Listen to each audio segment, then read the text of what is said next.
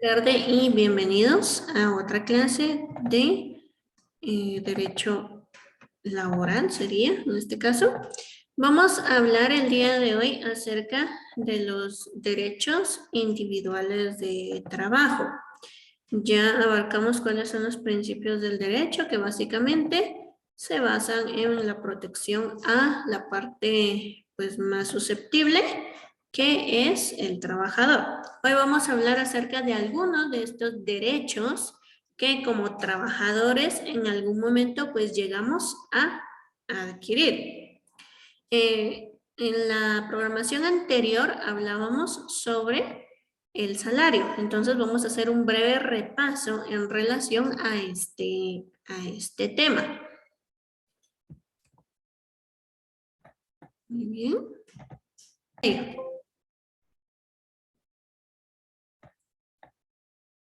Muy bien. Nos dice que el salario es el pago que recibe en dinero o en especie el trabajador. Esto es muy importante. Puede ser en dinero o, como dice aquí, puede ser en especie. Vamos a ver algunas características de esto. Como una forma de compensar el trabajo, el tiempo, las habilidades, ¿verdad?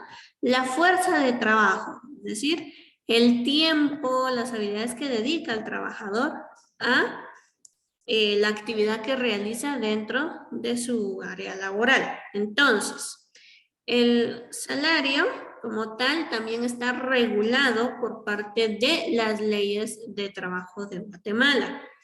En este caso, pues hablemos sobre lo que establece la Constitución Política de la República de Guatemala en relación a lo que es el salario. Ok, esto lo encontramos en el artículo 102 de la Constitución. Solo seleccioné algunos de los literales o incisos que se encuentran dentro de esta situación. Nos dice, todo trabajo será equitativamente remunerado salvo lo que al respecto determine la ley. Es decir, que a condiciones de trabajo, pues de cierta forma se le va a pagar un salario justo, pero va a ser, nos dice, equitativo. Eso quiere decir que lo que le corresponde a cada persona, según tipo de trabajo, jornada laboral, puesto de trabajo puede llegar a ser en algún momento. Entonces, todo eso va a depender de estas condiciones. Nos dice igualdad de salario para igual trabajo prestado en igualdad de condiciones, eficiencia y antigüedad. En el inciso C. Esto quiere decir que no debe de haber ningún tipo de discriminación de ningún tipo hacia pues, los trabajadores. Si dos personas, dos empleados, dos trabajadores tienen el mismo trabajo, la misma jornada laboral, el mismo tiempo de trabajo y los dos producen en igual circunstancias, entonces tiene que tener el mismo salario. Esto se da, bueno, actualmente hay empresas que todavía tienen mucha la situación de la brecha salarial entre hombre y mujer, ¿sí? Entonces aquí la misma Constitución nos dice que no, que aquí no importa si es hombre, no importa si es mujer, sino que aquí lo que va a importar es sus condiciones laborales únicamente. Otro aspecto es obligación de pagar al trabajador en moneda de curso legal. ¿Qué quiere decir esto? En el caso de Guatemala, quetzales, ¿sí? En el caso de Guatemala, todo patrono tiene que pagar con dinero. Es cierto, en el trabajo agrícola se da la situación que puede el patrono llegar a pagar hasta un 30% en especie. ¿Qué quiere decir esto? Que no da dinero, sino que da, por ejemplo, al ser un trabajo agrícola, si es cosecha, puede pagar con parte de esa cosecha a los trabajadores, o sea, algo que no sea dinero, pero no en su totalidad, solo hasta un 30%. De ahí el resto sí tiene que ser con dinero. Inembargabilidad del salario en casos determinados por la ley, es decir, el salario no puede ser embargado, no puede ser quitado a un trabajador, a excepción de algunas condiciones como compromisos en relación a pensiones de alimentos para hijos, algún otro tipo de responsabilidad judicial que tenga alguna deuda con alguna institución. En esos casos sí se podría, pero no se quita todo el salario, sino que solo un porcentaje de este para cubrir las deudas o los gastos que se tengan. Caso contrario, no se le puede embargar el salario a una persona. Fijación periódica del salario de conformidad con la ley. Esto quiere decir que hay que ajustarse a lo que dicen las disposiciones. Por ejemplo, en el salario mínimo, este año en Guatemala hubo un aumento del salario mínimo, por lo tanto, todas las empresas tenían que reajustar o tienen que reajustar sus condiciones para poder pagar lo que establece la ley. Y otra que nos dice obligación del empleador de otorgar cada año un aguinaldo no menor del 100% del salario mensual o la cantidad que ya estuviese establecida. Es decir, que después de un año de trabajo o después de un cierto tiempo de trabajo, se tiene que pagar un salario extra que sería el aguinaldo. Pero ahorita vamos a hablar un poquito más de ello. Entonces, eso es lo que la Constitución, a grandes rasgos, pues nos dice que es las disposiciones o son las disposiciones del salario. Ok. El salario se puede calcular de tres formas. La primera es por unidad de tiempo, ya sea de manera mensual, una cuota mensual, una cuota quincenal, puede ser semanal, si se le cancele cada semana, puede ser una cuota diaria o puede ser por hora. Eso es por cálculo por unidad de tiempo. Entonces, si yo tengo un empleo donde mi contrato dice que me van a pagar mensual, ya sé yo que es mensual. Si es quincenal, también. Si dice que es por hora, entonces el cálculo ya va a ser un poquito diferente. Por unidad de obra, pues ya se refiere específicamente a lo que se produce. Puede ser por pieza, tarea, precio alzado o a destajo. Un ejemplo de esto podría llegar a ser, por ejemplo, un sastre o un carpintero. ¿Por qué?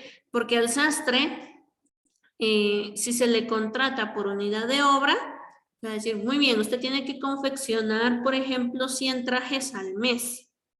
Entonces, el sastre va a determinar su tiempo. Si le lleva menos tiempo, no le va a afectar en su salario. Al igual que si le lleva más tiempo, tampoco se va a ver beneficiado con eso, sino que a él le van a pagar exclusivamente por cada pieza, por cada unidad que él realice. Esa es otra forma en la que se puede calcular el salario.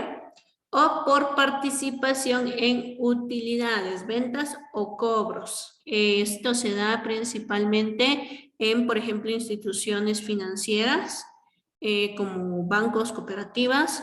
Se da también en empresas que se encargan de la venta de situaciones para el hogar, electrodomésticos, línea blanca, todo eso. Porque de cada venta o de cada crédito, en el caso de las instituciones financieras, que se tenga, entonces una pequeña parte va a ser del trabajador. Entonces, hay empresas que contratan con un salario base, o sea, les pagan una cierta cantidad fija, y si el trabajador logra vender más, entonces le dan un poquito más, ¿verdad? Le dan, le llamamos nosotros comúnmente su ganancia, ¿verdad?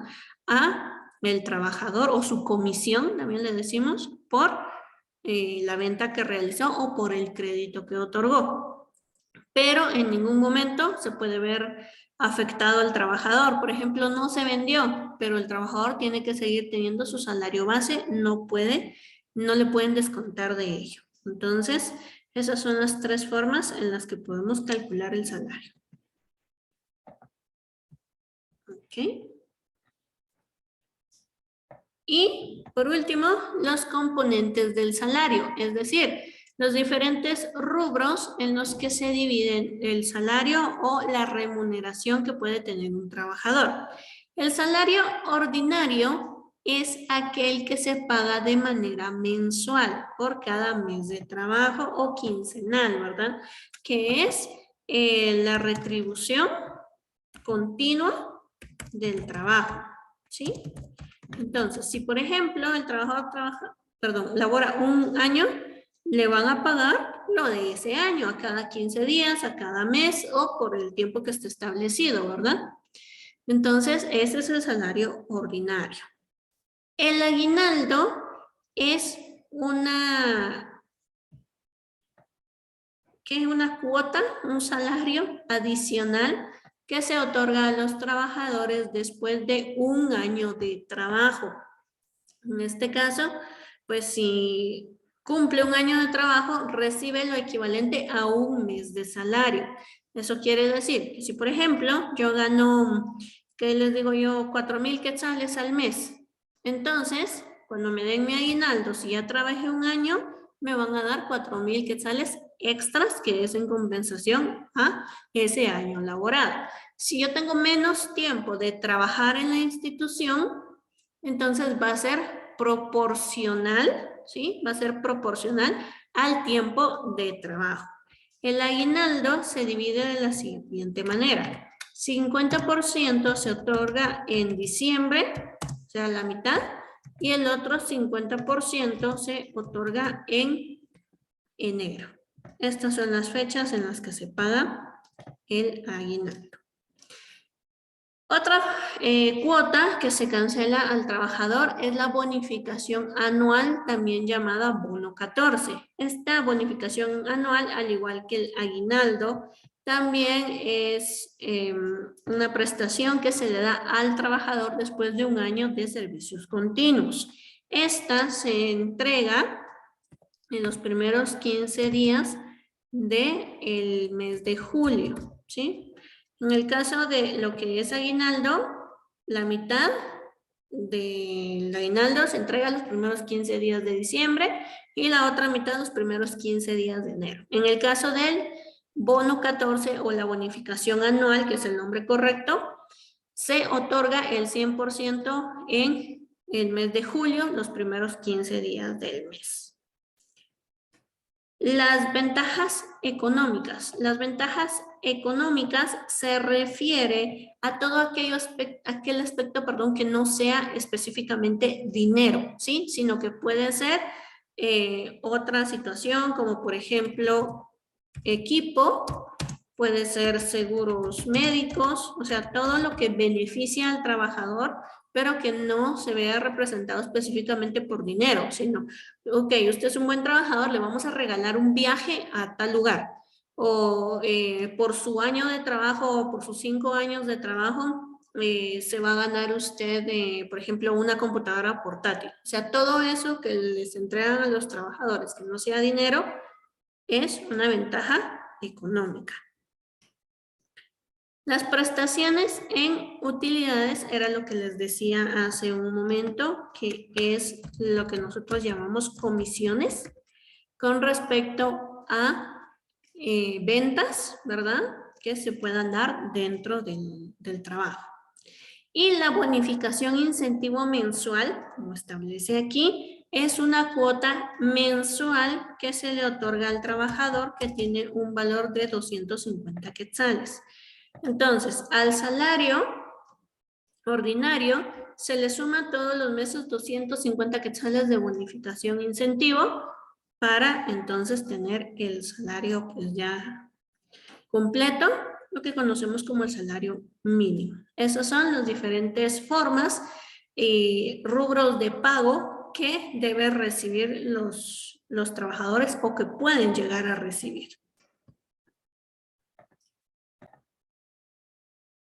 Ok. Ahora hablemos acerca de la jornada de trabajo. Ya vimos cómo se le puede retribuir al trabajador. Ahora veamos el tiempo que se encuentra dentro de su área laboral. El tiempo efectivo de trabajo se refiere específicamente al tiempo que pasa el trabajador en funciones, desde que entra hasta que finaliza. Ok. La jornada ordinaria se divide en 3 categorías.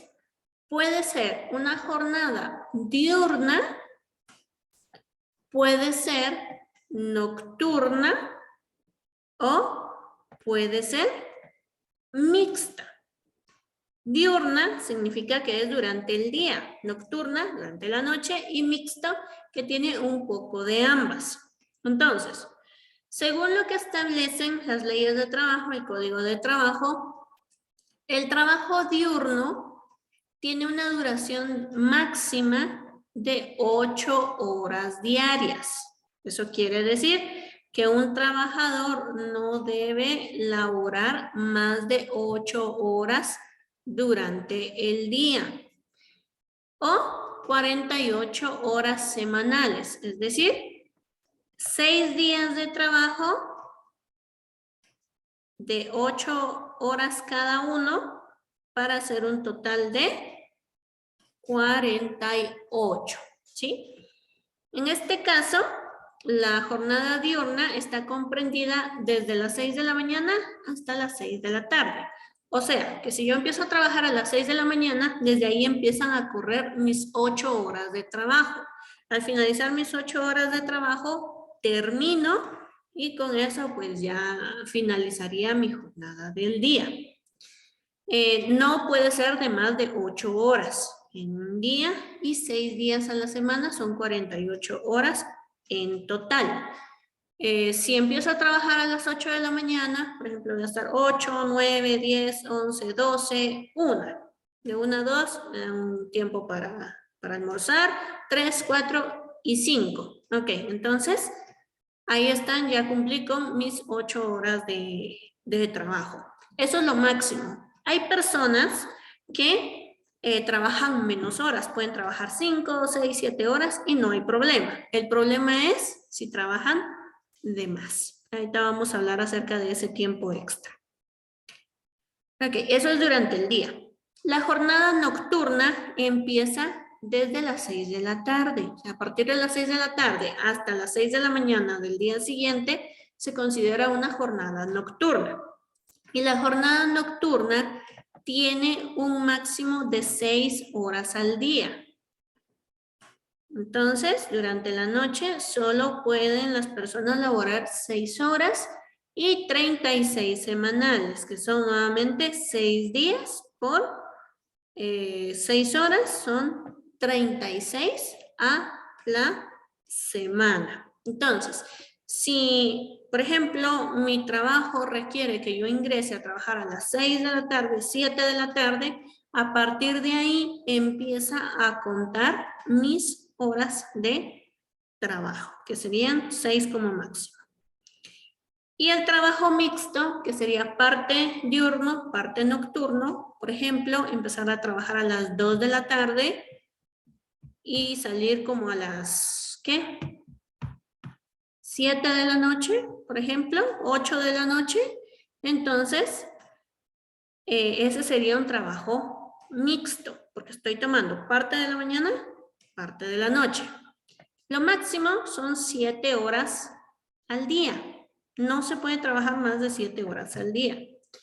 O 42 horas a la semana. Nuevamente, 6 días de trabajo por 7 horas de labor. Son 42 horas semanales. Entonces, de esta forma es que se divide la jornada de trabajo. Diurno, de 6 de la mañana a 6 de la tarde. Nocturno, de 6 de la tarde a 6 de la mañana del siguiente día. Y mixto, parte del diurno, parte del nocturno. Y la duración máxima, 8 para el diurno, 6 horas para el nocturno y 7 horas para el trabajo mixto. Muy bien, esa es la jornada ordinaria, lo normal. pero en ocasiones hay jornada extraordinaria.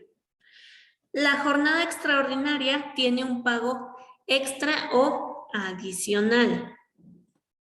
Entonces, si yo estoy contratada de manera diurna para trabajar 8 horas al día, al finalizar las 8 horas, por emergencias o por cualquier situación, mi empleador me pide que me quede 1 hora más, de acuerdo, me voy a quedar 1 hora más.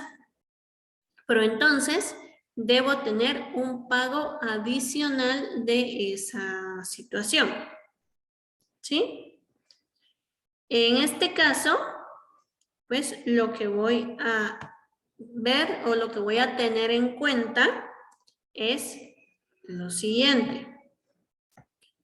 Primero, que tiene que ser voluntaria, ¿sí? O sea, yo tengo que estar de acuerdo en que sí me voy a quedar ese horario extra, a menos que sea una emergencia, ¿verdad? Alguna situación que no teníamos prevista, entonces, y porque no hay nadie más que realice el trabajo, entonces ahí sí me voy a tener que quedar, pero caso contrario es voluntario, tengo que aceptar. Segunda, el pago no puede ser menos que la hora ordinaria. Y según lo que nos dice el artículo 121 del Código de Trabajo, tiene un 50% más de pago que la hora ordinaria. ¿Qué quiere decir esto? Si, por ejemplo, a mí me pagan 10 quetzales en la hora ordinaria, entonces una hora extraordinaria no me van a pagar 5, no, ni 10. Me tienen que pagar por lo menos 15 por esa hora extra, porque es tiempo adicional a lo que estoy trabajando. El límite máximo de la jornada real, o sea, cuando hay cuestión ordinaria y extraordinaria, es de 12 horas diarias. Es decir, que yo no puedo trabajar más de 12 horas al día, ni porque sean 20 horas extras, no se puede. Lo máximo son 12 horas al día según la jornada que yo tenga. Si es diurna, nocturna o mixta, eso es lo más que yo puedo trabajar, 12 horas diarias. A menos que sean situaciones de contingencia, por ejemplo, nos dice siniestro, o sea, algún incendio, algún terremoto, alguna cuestión de ese tipo, y que por mi trabajo yo esté involucrada en estas situaciones, entonces ahí sí puedo trabajar más horas, pero como les digo, es por un bien mayor, no porque así se le antojó a alguna persona, no, sino que hay una forma específica para realizar esta situación. Ok. Muy bien. Entonces, esto es en relación a jornada, horario ordinario y extraordinario. También las jornadas pueden tener dos formas. Puede tener una forma continua, que quiere decir que desde que entro hasta que salgo no hay un periodo de espacio como para regresar a mi casa, sino que me quedo ahí en el trabajo todo ese tiempo. Me tienen que dar como mínimo 30 minutos de descanso, porque obviamente pues también necesito comer, necesito relajarme un poquito de la situación. Entonces, si yo empiezo a trabajar a las 8 de la mañana y salgo a las 4 de la tarde, excelente, pero me tienen que dar por lo menos media hora para que yo pueda comer algo, relajarme, distraerme de la situación. Y la jornada de trabajo partida es la que conocemos comúnmente como un horario de oficina, en la que ingreso, por ejemplo, a las 8 de la mañana, a la 1 de la tarde o 12:30, salgo del lugar de trabajo, voy a comer, ya sea a mi casa o a donde guste, y regreso para continuar con mi jornada. Entonces, por lo regular, esta tiene ese periodo de descanso, más otro más pequeño durante la mañana, unos 20-15 minutos, para poder distraerme también. Entonces, esas son las dos formas o los dos tipos que tenemos de. Muy bien, ahora hablamos del descanso semanal. Si se dieron cuenta, todas las jornadas, los horarios se calculaban por 6 días, ¿sí? La cantidad de horas semanales. ¿Por qué? Porque según las leyes, según lo que nos dice tanto la Constitución como el Código de Trabajo, en este caso, todo trabajador tiene derecho a mínimo un día de descanso a la semana, ¿sí? Un día. Nos dice que el descanso semanal tiene los siguientes elementos, que es el derecho a un día, por lo menos, de descanso por cada semana ordinaria de trabajo o por cada 6 días consecutivos de labores. Eso quiere decir que yo no puedo trabajar un mes entero y que hasta entonces me lo den. No, lo máximo son 6 días y el séptimo día es un día de descanso. Hay instituciones que otorgan 2, está bien, pueden ser 2. Hay instituciones que otorgan más de 2, excelente, pero como mínimo tiene que ser un día a la semana. Y tiene la característica que el día de descanso también es pagado. O sea que si mi salario es mensual, no me van a descontar ese día de descanso, sino que también me van a pagar por él. Esa es la característica que tiene el día de descanso. Y el día de descanso también está relacionado con el siguiente tema, que son los días de asueto o feriados. Ok. El día de asueto o feriado es un día de descanso remunerado que se establece dentro del calendario de trabajo. Es decir, que es un día en el que yo voy a poder descansar, que es adicional a mi día de descanso. Entonces, ¿cuáles son los días de descanso? Nos dice en el artículo 127 del Código de Trabajo. Aquí está. Nos dice, son días de asueto con goce de salario para los trabajadores particulares. El 1 de enero, ¿sí? Jueves, viernes y sábado santos. El 10 de mayo. El 30 de junio. El 15 de septiembre. El 20 de octubre. El 1 de noviembre. El 24 de diciembre, mediodía, a partir de las 12 del mediodía. El 25 de diciembre, todo el día. El 31 de diciembre, mediodía, a partir de las 12 horas. O sea, a partir de mediodía ya es descanso.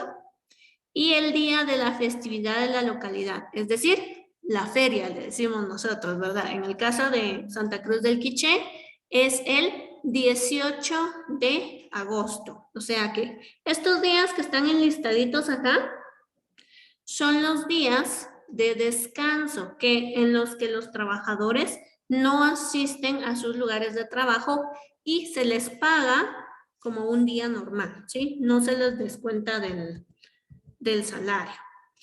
Hay algunos aspectos a considerar. Por ejemplo, si una semana laboral coincide con un día de asueto y un día de descanso semanal, hay que dar ambos descansos. ¿Sí? Por ejemplo, mi día de descanso es el domingo, pero el lunes hay algún asueto, muy bien, me van a dar el lunes y el domingo.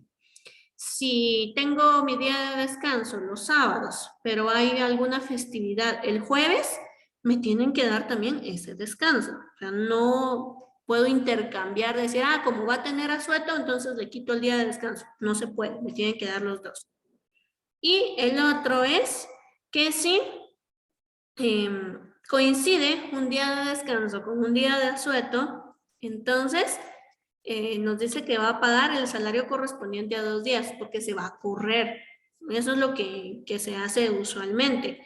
Que si, por ejemplo, una festividad cae sábado o domingo, que es cuando usualmente las personas no trabajan, se corre para el siguiente lunes o se adelanta el viernes anterior.